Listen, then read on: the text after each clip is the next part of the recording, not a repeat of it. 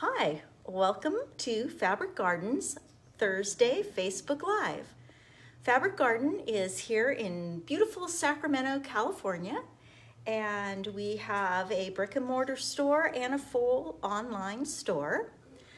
In our description, we have a link that takes you to our website and will show you all the items in detail that I'm going to show you tonight. So every Thursday, we show you some new things that have come in and talk about events that are coming up. So I will get us started. Welcome, Brenda. Thanks for joining us. Okay, I'm going to start out. I know it doesn't seem quite like the right time of year, but we got a brand new red, white, and blue line. So these are all the half yards and fat quarters that we cut for this. What I love, this is called Anthem, and it's from Blank Quilting. And I'll pull out some pieces here. It's red, white, and blue, but as you can see, this doesn't necessarily say 4th of July. So it's got a nice, this is kind of a cute red and white floral. Here's a lighter piece, red, white, and blue. Let's see. There's some nice polka dots. Again, you can make a patriotic quilt, but also just a red quilt or just a blue quilt or just a fun using it in with other fabrics. Let's see. There is a piece that looks a little bit like fireworks going off, so this one runs a little bit more patriotic. And it does come in blue also. There we go, blue and red. Let's see here. The most patriotic piece in the entire line are the stars, which really do read patriotic. So those, if you're making a patriotic quilt, would be an essential add to your quilts. But there's also some very nice little lights that go with this line. These all come also white with red, and here's a nice one. So the line has a nice mix of all, reds and whites, blues and whites, and red, white, and blues put together. So a very nice mix. Just beautiful. The reds are really saturated and pleasing. Sometimes the reds can feel dull or grayed or too orange or too purple, and these are a really nice, saturated, pleasing red. So that is Anthem, and instead of trying to carry 20 bolts out here to our classroom while we're filming, we just brought all our cuts. So a couple weeks ago, I showed you a piece of coffee fabric that arrived all by itself. That was this piece with the coffee cups. And it turned out our box of coffee fabric went to Missouri. So, and I got an order from that was meant for a shop in Missouri. So we have traded our orders back. So we now have the rest of the coffee line from Timeless Treasures. So it's got the looking downward onto the coffee, very nice. It has a nice piece with some words and cups and things like that. And I like the color of the brown in this. They do mix just a smidge of a gray to lighten it up. So this piece, I think I'm upside down, has more cups and cinnamon and things, and is more gray with the black to help bring some lighter pieces in. Then we've got two pieces that are just swirling, kind of this is like a latte, and then this is coffee. And one more, and coffee beans. So I like coffee. I know a lot of people like coffee, and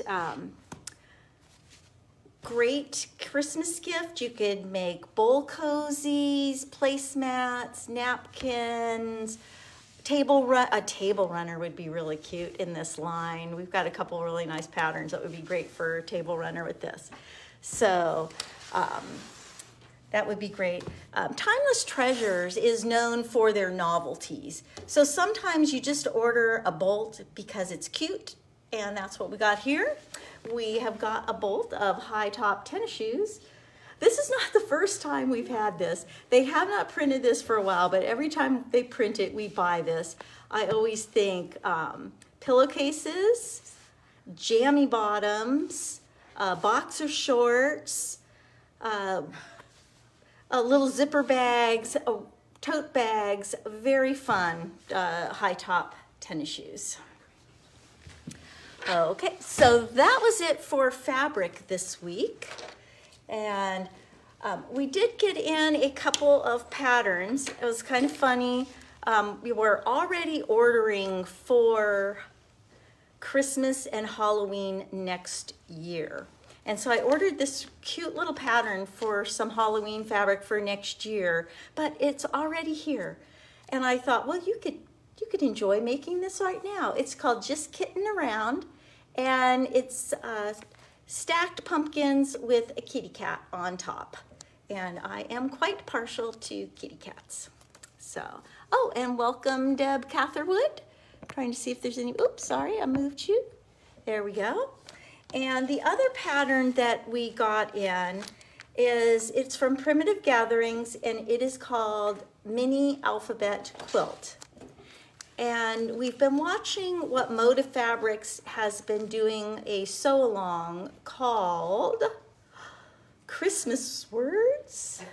Something like that, where they've been using this pattern and the alphabet letters to do a quilt that has words that are related to Christmas. And as part of that sew-along, they are including some block patterns that you use to separate your words. A Christmas tree, ornaments, stars, and that. And those are available on the Moda blog under their sew-along section. But I thought, what a cute idea. Even if you didn't want to make a whole quilt, you could, if you were making a quilt for someone, you could spell out their name on the front or the back of the quilt. Or you could make a Thanksgiving runner that said pumpkin pie, or the ideas are endless of what to do with an alphabet. I mean, I don't think I would just make a quilt that was the alphabet, but I definitely would make a quilt that I spelled things out. So cute pattern. The blocks finish, I think they're 5 by 5. We opened this up, but I think they're 5 by 5. So mini alphabet quilt, fun little pattern. And we have been waiting for this new book. Let's see, welcome Celia. Okay, so this is new from It's So Emma, and it's called Simply Half Yards. So all the quilts in here are made from half-yard cuts and a background and of course binding. So I thought I'd show you some of my favorites in here. I really liked this one. I think it looks like a shooting star, and simple but really stunning. And I also love that it is spiral bound. A lot of times I will take my book to the office supply store, and I will get what do you call that? Binding. The binding cut off my book and have it either spiral bound or put it into a binder. There's a real cute one that looks like little flowers. A nice take on a snail's trail with petals around it. Here's another nice one that is turn dash. So there are 16 patterns in this book, and they are all very nice. Super nice patterns. So I think it's a steal. The book is $19.95 and there are 16 quilt patterns in here. And so it's a steal. Okay. So we have a couple new little notions. We got in, this is a little scrubber for cleaning your cutting mat. And you just put it on your hand and you scrub. Your cutting mats are designed to be self-healing. But as you're cutting, you'll notice that threads and things kind of get stuck in your mat. And this, if you get those threads and fuzz off of your mat, the mat will have a chance to heal and last longer. We've played with this a little bit, and this is our take on it. If your mat is already super damaged, this is not going to save you at this point. But if you have a relatively new mat and you used this after every larger cutting job, your mat would last much longer. So this is from the Gypsy Quilter, and it is a cutting mat cleaner. Gypsy Quilter also came out with a little tool for cleaning your wool mat. So we have our wool mat here, and we're going to try it out. I'm going to push the camera down. Welcome Julie and welcome Denise. Okay, I think you can see my mat here. So you can see we've got some threads and fuzz on here. What I found with this is this does not roll. So when you use this on your mat, you want to use it in short little things. And there's a particular spot, I'll just hold my mat up. That's not a pleasing view.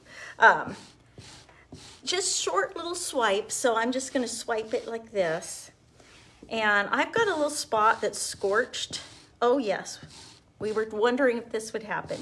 So you can see it's now taking all those threads and things and putting them in a little pile.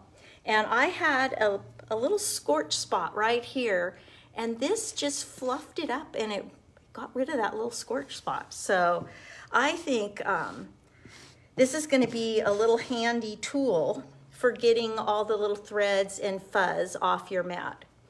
The tool says that you can use this on upholstery. I might give it a try for cat hair. I would not use this on a sweater or something nice. It's pretty rough. It might damage something finer knit, but a sofa or something hefty upholstery, you might also be able to get animal hair and things off with this. So I'm quite impressed that it took the little scorch mark off my mat. We were betting whether it would do that or not. Okay. Another little notion that we got in were some cases for your rotary cutters. The green one says cut it out, and the pink one says I love quilting. And these are kind of a combination between hard and soft, so that you can't squish it flat, but yet you can feel it's got a little flex. And it zips open. And inside, it's got one side has a kind of an elastic for putting your cutter in, and the other side has a nice little mesh pocket that you could store your extra blades, your seam ripper, a little pair of scissors. It's really quite a large, deep little case, so you could really hold quite a bit in there for traveling. So those are those, and boxes. Okay, so my favorite notion that came in this week is Creative Grids has come out with a brand new ruler.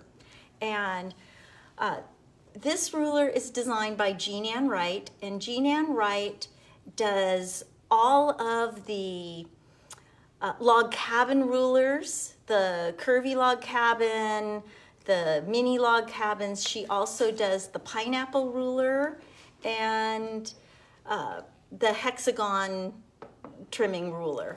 This is the wonky log cabin trim tool.